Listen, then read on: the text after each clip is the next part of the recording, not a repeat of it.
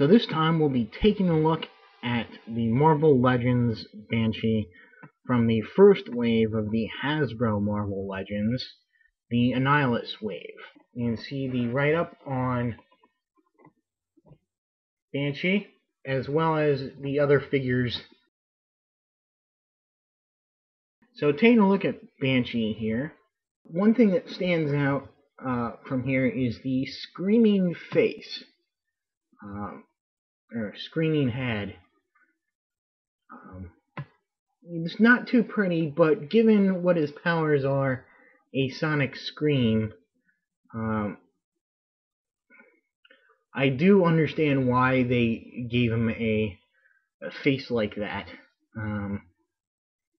And I guess I'd rather have just a normal, everyday sort of look on him, but it is kind of cool that they did try and be true to the character. So the head is okay. It is kind of annoying. One thing I don't know why they left out his collar, because he should have a little bit of a collar on his suit here. They gave Iron Fist a big collar. They could have done a little collar for him. Wouldn't be that hard. I also do like how they did the little glider wings of his suit. You can tab and untab them from all the from 3 spots here on his leg, his torso, and his arm. So if you wanted to, you could totally take it off. Just put them back the way they were.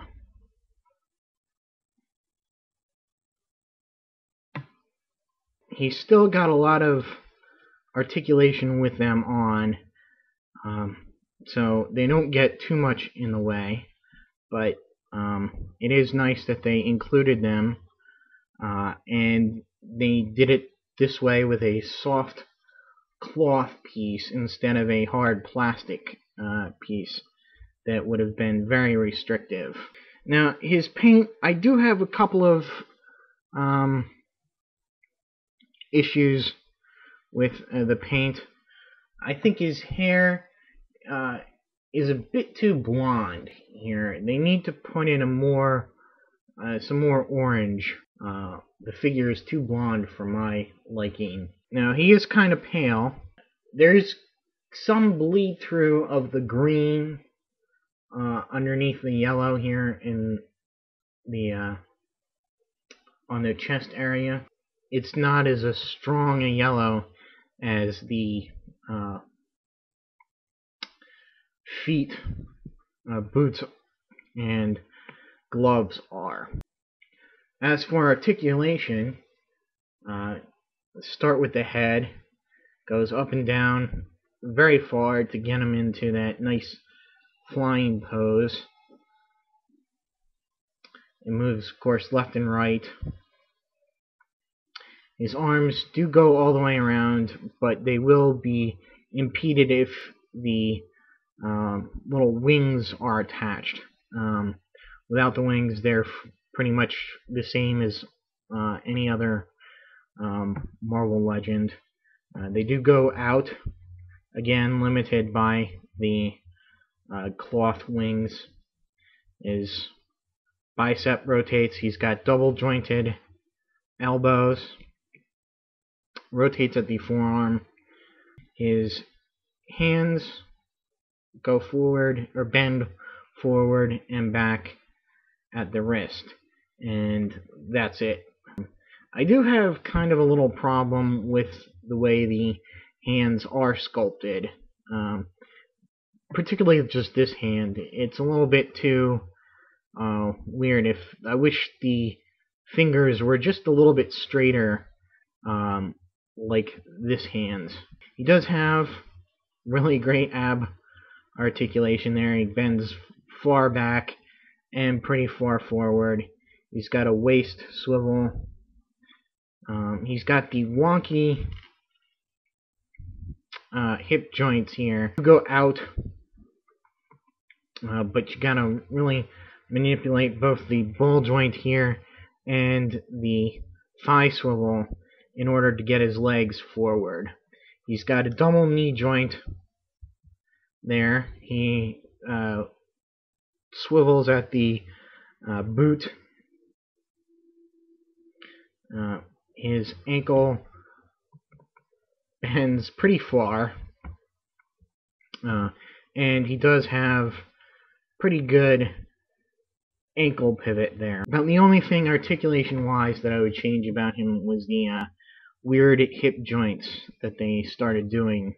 So Banshee, or Sean Cassidy, first appeared in X-Men number 28 in 1967. He was the heir to a small fortune and a very old castle in Ireland. And he was raised at that castle with his cousin Tom. And he finally grew up there and married a local girl by the name of Maeve Rourke. He joined Interpol and was an agent of Interpol. And of course, he had his mutant powers, which he covertly used as an agent. So his superiors didn't know about his powers, but he used them very cleverly in his job. Now, while he was under a deep cover assignment, Maeve found out she was pregnant, and she gave birth to a daughter. But shortly afterwards, she was killed due to a bombing by the IRA. When he heard about this, he of course returned home, but unfortunately his anger and grief got the best of him, and he lashed out at Tom, his cousin, who had also had romantic feelings towards Maeve, and kind of blamed him for his wife's death. And unfortunately, Maeve had not told Sean that she was pregnant yet, so only Tom knew about the birth of his cousin's daughter.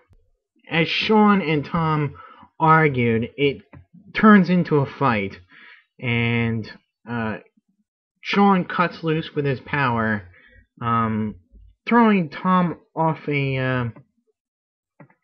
I believe off a cliff or something, or causing a fall that injured Tom's leg permanently. And Sean flew off and really didn't give it another thought. As Sean was flying off, Tom vows that Sean will never know that he has a daughter. So shortly thereafter, Sean leaves Interpol to become a private detective. And that's where the villainous Factor 3 encounters him and captures and forces him to aid them in their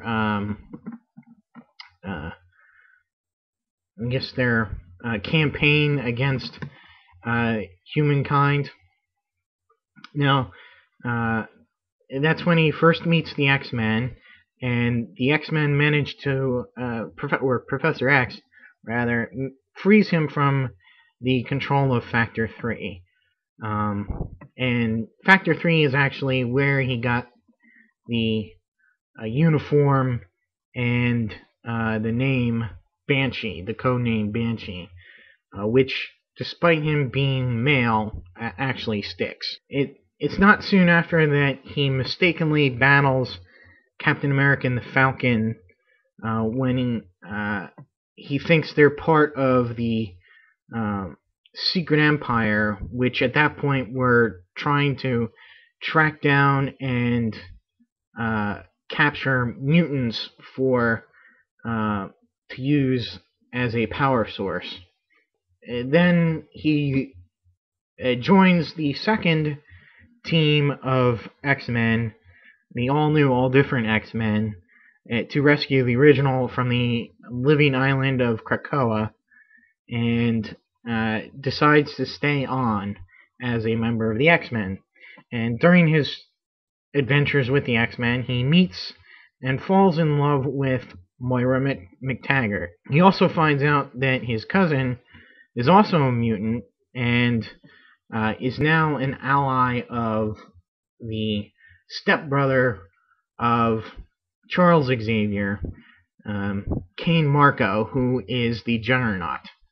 And they attempt to attack the X-Men in Sean's castle in Ireland. He wears out his power when he stops Moses Magnum from destroying Japan with a earthquake device, and he manages to match the frequency of the device with his sonic scream. However, it totally blows out his power. That kind of forces him into retirement. He is eventually reunited with his daughter, Teresa, who goes by the name of Siren. Several years later, a mutant healer successfully restored his power to full level when Muir Island was being attacked by the anti-mutant cyborgs known as the Reavers. And from then on, he makes it his mission to search out the X-Men, who at that point were considered a lost and scattered around the world.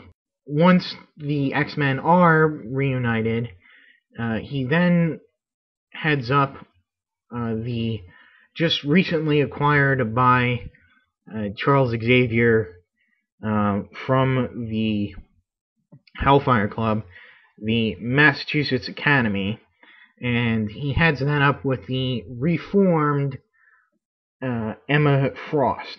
He pretty much stays with that until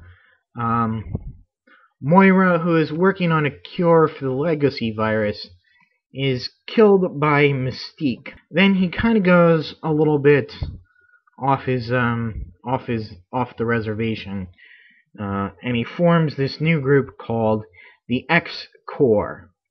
And what he does is he finds the new Mesmero and uses her to force former Brotherhood members like the Blob and Pyro and Avalanche to work with him for, I guess, a positive way. But unfortunately, Mystique has infiltrated this group and is manipulating him behind the scenes to use the X-Corps for her own ends. When Banshee finally outlived his usefulness to her, she stabbed him through the throat. That would put a damper on his powers for quite a while. Now he does regain his powers. He's not quite healed back to full health when the missing Summers brother, known now as Vulcan, comes back and goes after the X-Men, and he is trying to stop a Blackbird from crashing into a jet airliner, and because his power hasn't fully come back yet, he can't divert the Blackbird and is destroyed when the two aircraft collide. His daughter has now taken up his code name as hers as a tribute. That was his death in, I want to say, X-Men Deadly Genesis number 5 in 2005. Yeah, so that'll be it for Banshee, Sean Cassidy. Stay tuned for some more X-Men Marvel Legend reviews. And until next time, I'll see you.